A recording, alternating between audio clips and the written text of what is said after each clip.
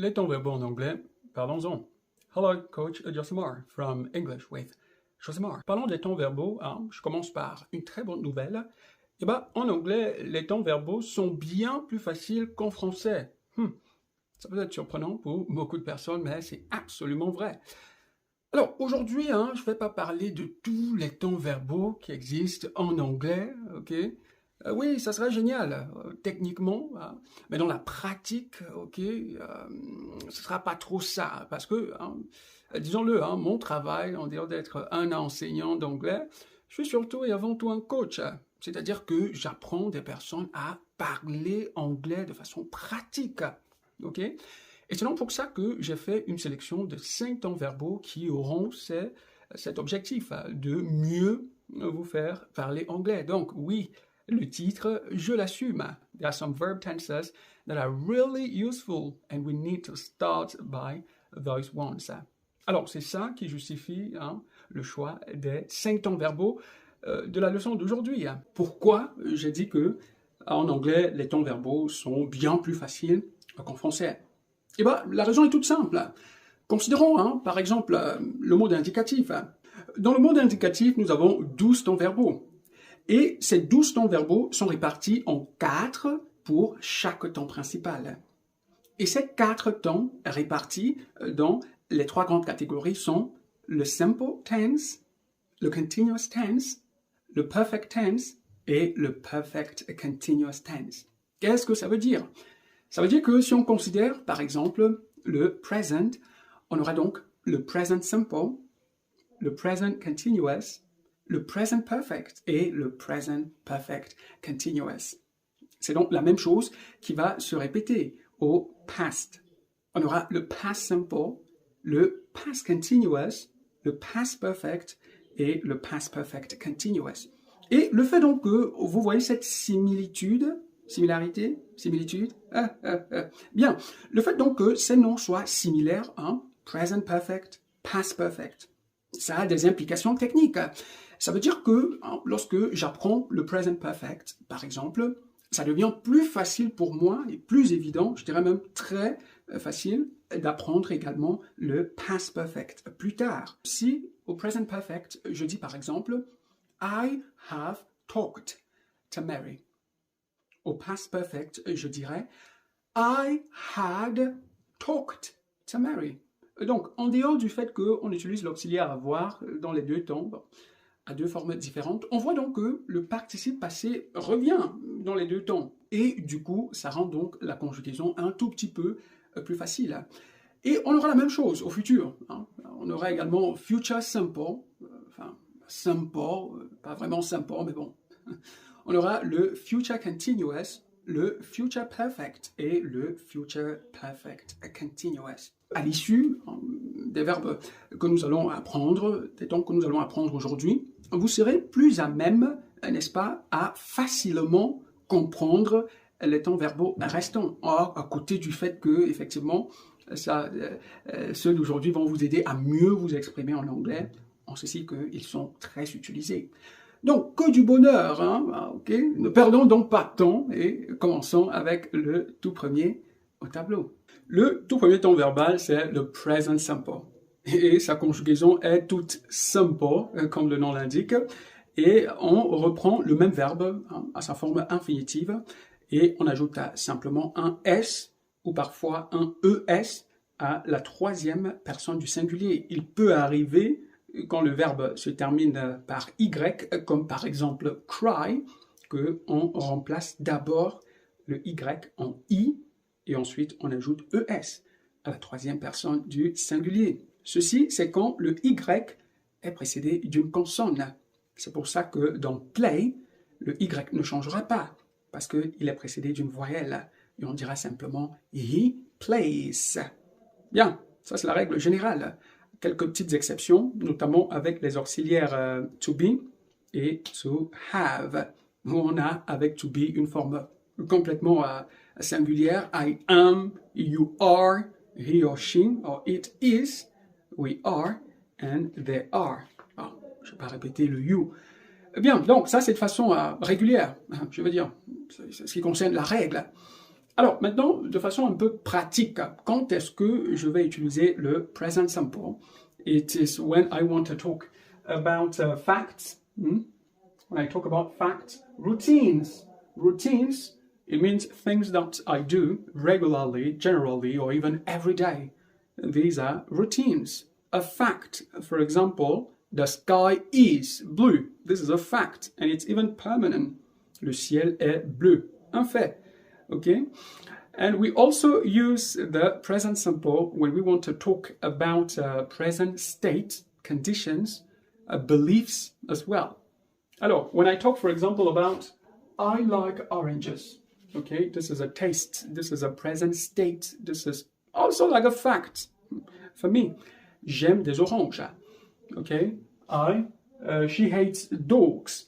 Now, it's very important to notice here that I cannot use the present continuous, for example, with these tenses, okay, avec ces verbes, je veux dire, avec le verbe like et le verbe hate, et d'autres verbes encore.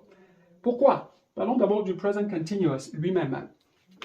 The present continuous is used generally when we want to talk about something which is ongoing at the moment, or something which is currently happening, maybe not exactly now, but within the period we are talking about it. Donc quelque chose qui se produit soit exactement en ce moment où je parle, ou bien quelque chose peut-être pas exactement maintenant, mais dans la période de temps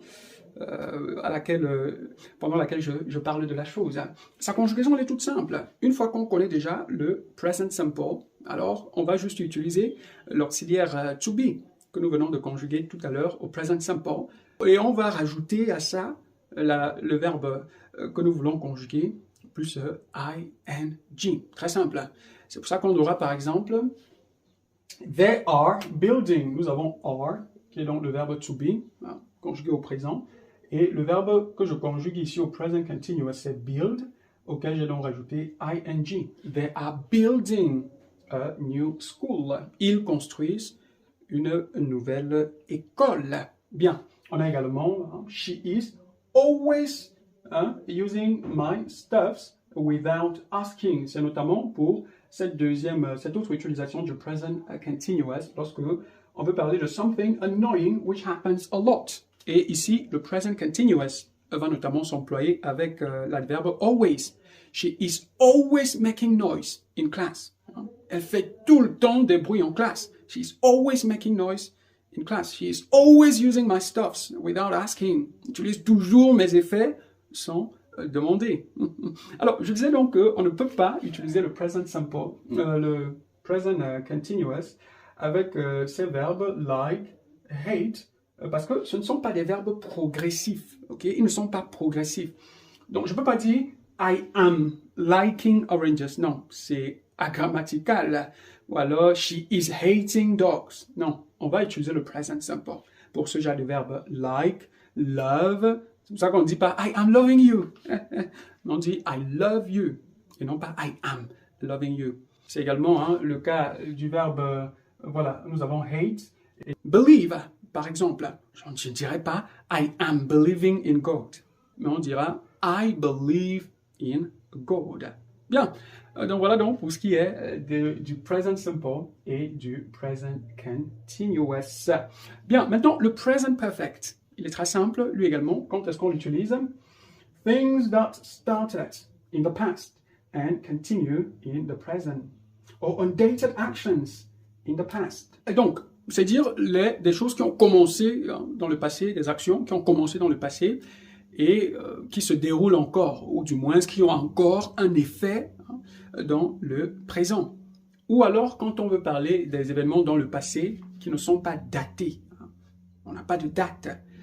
Let's consider these examples. We have, for example, Anna has lived in the US. Bon, ça devait être en majuscule. Anna has lived in the US for 4 years. Nous avons donc le present perfect has lived. Donc, parlons donc de la règle de conjugaison. On conjugue encore le verbe, cette fois l'auxiliaire to have. Vous vous souvenez, avec le present continuous, c'était l'auxiliaire to be.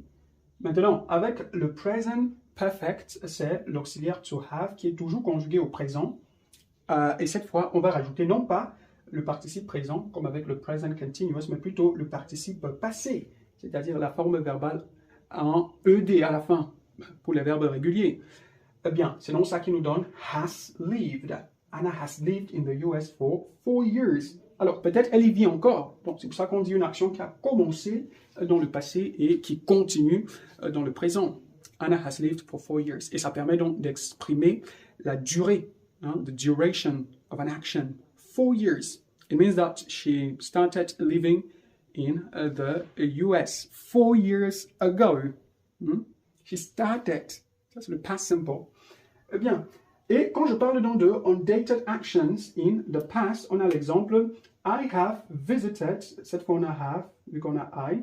On a toujours le participe passé, bien évidemment. Le verbe est encore régulier. I have visited London already. Bon, j'ai voulu surtout dire I have already visited London. C'est plus naturel. I have already visited London. Mais comme je ne voulais pas séparer les deux éléments du verbe, c'est pour ça que j'ai rejeté London à la fin de la phrase. Donc, on voit qu'ici, on n'a pas de date. Je dis simplement I have visited London. Bon, quand, c'est pas important. Ce qui est plus important, c'est le fait que, en termes d'expérience, I have already visited London. Mais maintenant, si je viens là, je rajoute une date.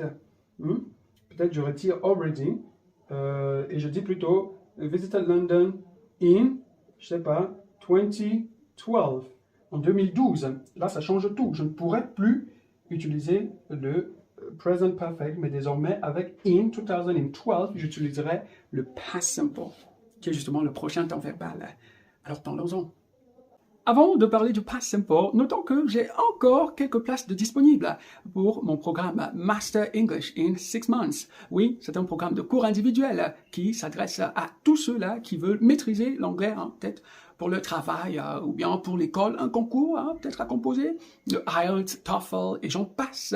Ou alors, si on veut, n'est-ce pas, mieux s'insérer dans son pays d'accueil, peut-être pays anglo-saxonne, ce programme s'adresse à vous. Taillé sur mesure, je sélectionne la documentation qu'il vous faut selon que vous voulez, par exemple, apprendre le Business English ou bien IELTS Preparation, ainsi de suite. General English, ok, pour apprendre à s'exprimer couramment en anglais. Donc, n'hésitez pas à cliquer sur le lien WhatsApp juste en bas pour vous entretenir avec moi-même et parlons davantage sur ce qu'il vous faut pour pallier à vos difficultés en anglais.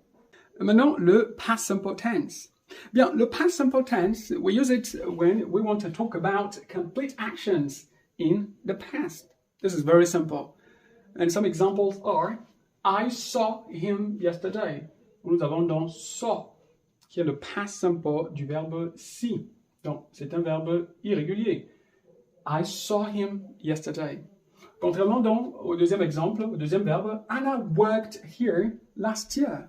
Ici, nous avons donc le verbe work, qui est un verbe régulier.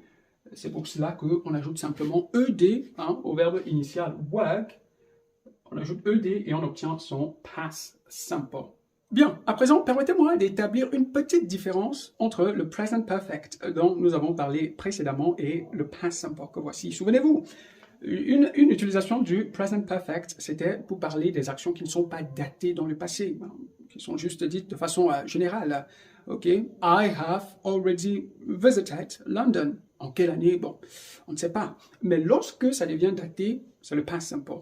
I visited London in 2012.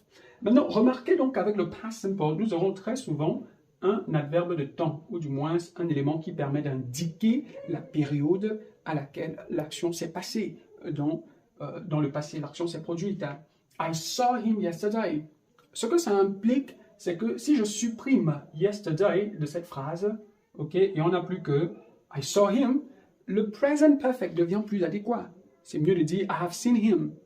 Si c'est juste de façon générale comme ça. I've already seen him, par exemple. Already est très souvent utilisé avec le present perfect. C'est également le cas avec yet, lorsqu'on veut parler de quelque chose qui ne s'est pas encore produit. I have not yet seen him. Je ne l'ai pas encore vu. I have already seen him. Je l'ai déjà vu. Bref, vous comprenez où est le tableau. Donc, si je supprime donc yesterday ici, le present perfect devient plus adéquat de façon générale. C'est pareil ici. Anna worked here last year permet donc de donner la période à laquelle Anna a travaillé ici. C'était last year. Mais si on n'a plus de périodicité, si c'est juste de façon générale, on veut juste dire Anna a travaillé ici, dans son expérience par exemple, là on dira plus de façon générale Anna has worked here. Anna has worked here. Le present perfect désormais. Donc voilà la différence, ok, de façon un peu générale, entre le past simple et le present perfect. Un petit bonus, là. À présent, parlons du futur, qui sera très intéressant, vous allez le découvrir. Eh bien, en termes d'utiliser la règle, là, je n'ai presque rien dit. Quand je dis « we use the future to talk about things which will happen in the future », bah, on utilise le futur pour parler des choses qui vont se produire dans le futur. C'est presque ne rien dire, mais il fallait bien que je mette quelque chose. Alors, la règle de conjugaison du futur simple, de façon générale, c'est donc will, ok, will, plus l'infinitif du verbe à conjuguer. Très simple. Le verbe go, I will go. Le verbe eat, I will eat. L'autre exemple, donc, c'est Jenny will get married soon. Jenny will get married soon. Bien, maintenant, vous allez remarquer quelque chose ici. Ces phrases sont également au futur, mais ne respectent pas cette règle, n'est-ce pas, de conjugaison standard du future simple. Il y a en quelque sorte plusieurs types de futur. Et avec la règle standard que voici, c'est lorsqu'on veut parler de façon juste générale de quelque chose qui va se produire dans le futur, qui va se dérouler dans le futur. Parfois, quelque chose dont on n'est pas très sûr, ok? Je peux dire par exemple, maybe she will come tomorrow. Maybe she will come tomorrow. Donc voilà les contextes où on va utiliser cette règle standard de conjugaison d'un verbe au futur. Bien, mais maintenant ici nous avons trois autres types de futur très intéressants et c'est vraiment un super bonus que je vous offre. Premièrement, lorsqu'on veut parler de quelque chose qui va se produire dans le futur et qui est bien planifié, ok? Un futur planifié tel qu'une rencontre par exemple, un meeting. Là, on va plutôt employer le present continuous dont nous avons parlé au début pour exprimer cette action au futur. C'est pour ça que pour cette phrase, on dira « I am meeting my dentist tomorrow morning ». « I am meeting my dentist tomorrow ». Je vais rencontrer ou je rencontrerai mon dentiste demain matin. Pourquoi j'utilise le present continuous? C'est parce que c'est un arrangement, ok, entre moi et le dentiste. C'est un meeting. Donc, on s'est accordé, ok, on se rencontre demain à telle heure. C'est donc un futur planifié, ok, entre moi et mon dentiste. Dans ce genre de contexte, utilisez le present continuous. I am meeting the doctor tomorrow, par exemple. Eh bien, pour le deuxième cas d'espèce, on a the plane takes off at 12. Quel temps? En principe, c'est le present simple. Vous vous souvenez, on a parlé du ES, du S qu'on rajoute à la troisième personne du singulier. Bien, mais ici, on dit the plane takes off at 12 p.m.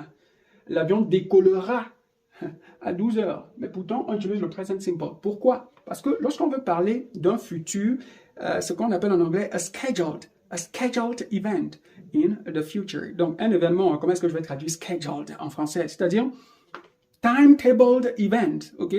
Cherchez ça dans le dictionnaire. Timetabled, scheduled. Enfin bref, quelque chose qui a une heure. Si je veux par exemple dire le restaurant ouvre demain à 7 heures. Je ne veux pas dire the restaurant will open tomorrow at 7. Non, je veux dire the restaurant opens tomorrow at 7 a.m. Pourquoi? Parce qu'il s'agit de a timetabled event in the future. Et en troisième position, lorsqu'on veut parler d'un futur proche, ok?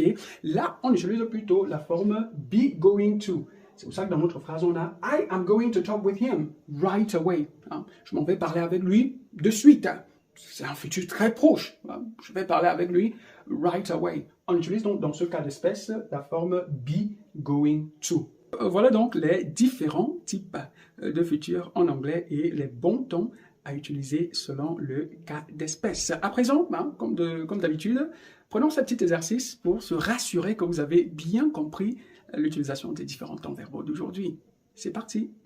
Bien, pour l'exercice, vous pouvez mettre pause d'abord et essayer de trouver de vous-même les bonnes réponses et ensuite mettre play. Et on continue. Good. Let's start with the very first sentence. We have we, they're on holiday last year. Okay, last year est l'élément, n'est-ce pas, indicatif.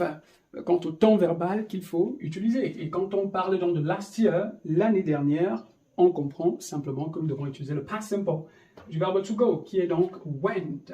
We went, voilà, we went. We went there on holiday last year. To go est un verbe irrégulier. Bien, la deuxième phrase, marry with the technician at the moment. At the moment, dans cette phrase, est donc l'élément indicatif, at the moment, qui veut dire en ce moment même, hein, présentement. Et le temps qui est utilisé pour une action qui se déroule au moment même où on parle, c'est donc le present continuous. Donc, to talk present continuous, Mary is talking. On se souvient de la règle. Voilà. Le verbe to be plus le verbe à conjuguer et ing. Mary is talking with the technician at the moment. Marie est en train de s'entretenir avec le technicien à l'instant même. Troisième phrase, Peter, not yet, his homework. Et on a le verbe to do. To do. Et vous vous souvenez donc de yet que j'ai donné tout à l'heure comme étant également un indicatif pour le present perfect. Lorsqu'on veut parler d'une action qui n'est pas encore faite ou qui n'est pas encore achevée. Et le verbe donc to do au present perfect va donc nous donner Peter has, on se souvient également, on a to have au présent, has, et également le participe passé qui va donc se retrouver là. Peter has not yet done. To do également, c'est un verbe irrégulier. Son past simple c'est did. Et son past participle dont nous avons besoin pour le present perfect, c'est done. Peter has not yet done his homework. Peter n'a pas encore fait ses devoirs. Et ensuite, Antoine really helping people. J'espère que lorsque vous voyez helping ici, on ne s'embrouille pas, quoi. Present continuous, non, absolument pas.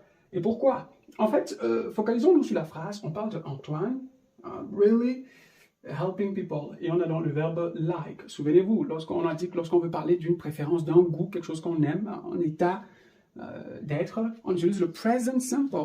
Donc, on va donc dire Antoine really like au present simple va nous donner likes avec S. Pourquoi S? Parce que Antoine, c'est donc troisième personne du singulier. Antoine really likes helping people. Cinquième position, nous avons there, probably, here, next week. Hein? Et bien sûr, également, next week nous sert d'indicatif, d'indication. Et le verbe étant donc to come, next week, hein, la semaine prochaine, on comprend qu'on doit le mettre au futur. Donc, there, on se souvient la règle, will, plus l'infinitif du verbe à conjuguer, come. They will probably come here next week. Je pourrais dire, they will come here next week probably. Mais ce n'est pas vraiment la bonne place pour probably si on le met en fin de phrase. Donc, il sépare les deux éléments du verbe. Et pour terminer, donc, qu'est-ce que nous avons? Un petit dialogue, voilà. Donc, is the library open already? Is the library open? Et la personne donc répond en disant no, it's at 9 a.m. Bon, ça c'est 09. Donc, 9 a.m. Et souvenez-vous, lorsqu'on veut parler d'une action au futur qui est, n'est-ce pas, programmée, 9 a.m., timetable, event, scheduled, on utilise le present simple. Donc, c'est pour ça qu'on va dire it opens. Je me rends compte que je n'ai pas mis le verbe qu'on avait à conjuguer. C'était donc to open. Voilà. Donc, no, it opens at 9 a.m. Bien. Donc, voilà pour notre petit exercice. J'espère que vous avez eu toutes les bonnes réponses. Faites-moi savoir en commentaire quelle est la phrase qui vous a paru le plus difficile.